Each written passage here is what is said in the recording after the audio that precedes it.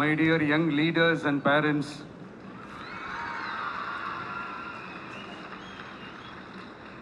என் நெஞ்சில் குடியிருக்கும் உங்க எல்லாருக்கும் என்னுடைய வணக்கம் வணக்கம் வணக்கம் வணக்கம். Yes, young leaders and parents எல்லாரும் எப்படி இருக்கீங்க?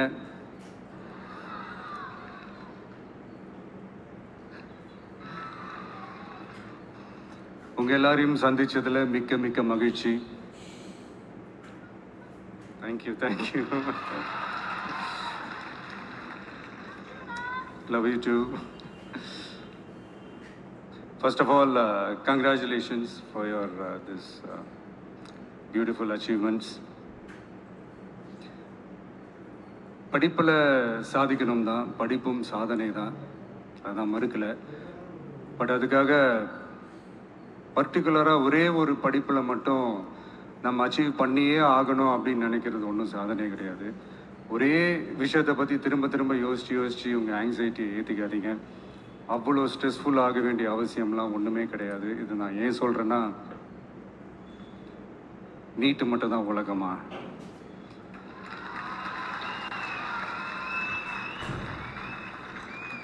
நீட்டை தாண்டி இந்த உலகம் ரொம்ப ரொம்ப பெருசு. அதில் நீங்கள் சாதிக்க வேண்டியது பல விஷயங்கள் இருக்கு. அதனால் இப்போவே உங்கள் மைண்டை ரொம்ப ஸ்ட்ராங்காக வச்சுக்கோங்க, டெமோக்ராட்டிக்காக வச்சுக்க கற்றுக்காங்க.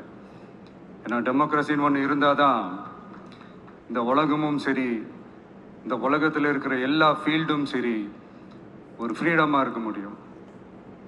அது மட்டும் இல்லை, ஒரு முறையான ஒரு டெமோக்ரஸி இருந்தாலே போதும், எல்லாருக்கும் எல்லாமும் ஈக்குவலாக கிடைக்கும். அதனுடைய ஃபஸ்ட்டு ஸ்டெப்பாக உங்கள் வீட்டில் இருக்கிற எல்லாருக்கிட்டையும் சொல்லுங்கள், அவங்கவுங்களுடைய ஜனநாயக கடமையை ஒழுங்காக செய்ய சொல்லுங்கள்.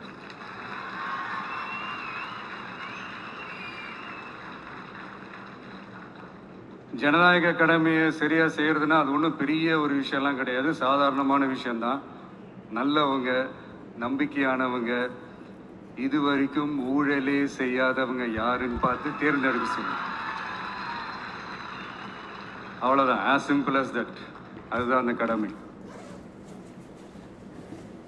நான் வந்து ஒரு 2 years பேக் இதே ஸ்டூடெண்ட்ஸ் ஃபங்க்ஷனில் நான் சொல்லியிருந்தேன், இந்த காசு கொடுத்து ஓட்டு வாங்கி ஜெயிச்சிடலாம்னு நினைக்கிறாங்க இல்லையா, அவங்கள அந்த கல்ச்சரே வந்து யாரும் என்கரேஜ் பண்ணாதீங்க, யாரும் காசு வாங்காதீங்க, உங்கள் பேரண்ட்ஸ்கிட்டையும் எடுத்து சொல்லுங்கன்னு நான் சொல்லியிருந்தேன்.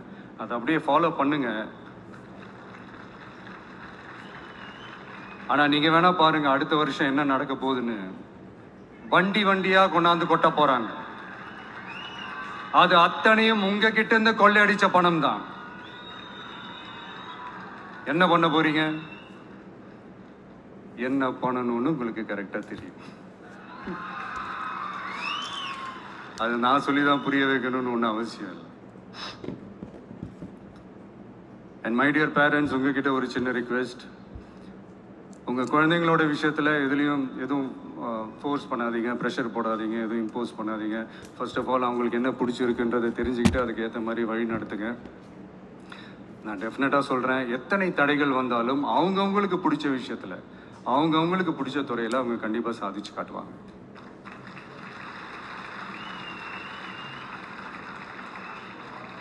அண்ட் இன்னொரு முக்கியமான விஷயம் உங்ககிட்ட நான் ஷேர் பண்ணணும்னு நினச்சது என்னென்னா, இந்த சாதி மதத்தை வச்சு இந்த பிரிவினை வளர்க்கிற அந்த சிந்தனை பக்கமே போயிடாது.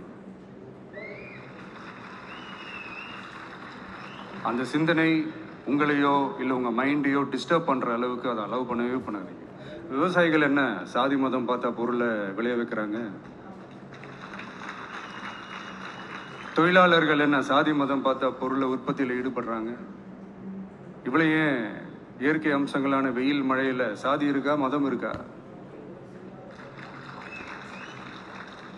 எப்படி இந்த போதை பொருட்களை எப்படி நம்ம அறவே ஒதுக்கி வைக்கிறோமோ அதே மாதிரி இந்த சாதி மதத்தையும் ரொம்ப ஸ்ட்ரிக்டாக தூரமாக, எவ்வளோக்கு எவ்வளோ தூரமாக அதை ஒதுக்கி வைக்கிறீங்களோ அவ்வளோக்கு அவ்வளோ அதை தூரமாக ஒதுக்கி வச்சிருங்க. அதுதான் எல்லாருக்குமே நல்லது. ஏன்னா இப்போ ரீசெண்ட் டைமில் பார்த்தீங்கன்னா தந்தை பெரியார் அவர்களுக்கே சாதி சாயம் பூச ட்ரை பண்ணுறாங்க. ஒன்றிய சிவில் சர்வீஸ் எக்ஸாமில் கூட சாதி சாயம் பூசுற மாதிரி ஒரு கேள்வி ஒன்று கேட்டு வச்சிருக்கிறாங்க. இதையெல்லாம் வன்மையாக கண்டிக்கிறோம்.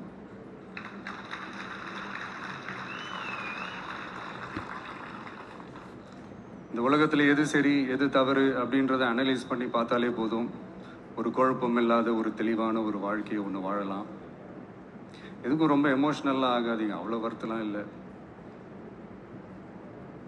டெக்னிக்கல் அண்ட் சயின்டிஃபிக் அப்ரோச்சோடவே திங்க் பண்ணுங்க. ஏன்னா வரப்போகிற இயர்ஸில் ஆல்ரெடி வந்துட்ட இந்த ஏஐ ஆர்டிஃபிஷியல் இன்டெலிஜென்ஸ் உலகத்தை எதிர்கொள்கிறதுக்கு அதுதான் ஒரே வழி. Sky is vast and wide and you have strong wings. So feel free to fly like a bird with courage, conviction and confidence.